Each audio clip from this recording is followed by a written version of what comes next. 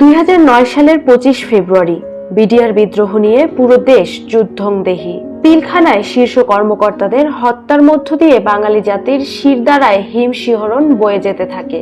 তার চেয়ে নিজে বেশি নিরাপত্তাহীন মনে করতে থাকেন তখনকার প্রধানমন্ত্রী শেখ হাসিনা। সেনাবাহিনীর ওপর তিনি ভরসা করতে পারছিলেন না, ফলে ফোন করেন ভারতকে। ফোনে কথা বলেন তখনকার অর্থমন্ত্রী প্রণব মুখার্জির সঙ্গে। পরিস্থিতি জেনে বাংলাদেশে সামরিক অভিযান পরিচালনার জন্য পুরোপুরি প্রস্তুতি নেয় ভারত।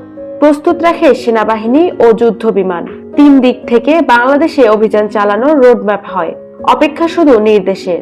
নির্দেশ পেলেই বাংলাদেশে নেমে পড়ত ভারতের প্যারাট্রুপার। কিন্তু এমনটি হয়নি শেষ পর্যন্ত, কারণ ভারতের ভয় ছিল। সামরিক অভিযান চালানো হলে তখনকার বিভক্ত সেনাবাহিনী ভিন্ন অবস্থান নিতে পারত।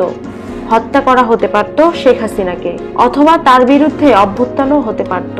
প্যারাট্রুপাররা ঢাকার 2টি বিমানবন্দরের নিয়ন্ত্রণে নিয়ে শেখ হাসিনাকে উদ্ধারের পরিকল্পনা করে, কিন্তু তাও হয়নি। কারণ সেটা করা হলে শেখ হাসিনার ক্যারিয়ারে ভারতের হাতের পুতুল বিশেষণ যুক্ত হতো। এতে তার রাজনৈতিক ক্যারিয়ার শেষ হয়ে যেত।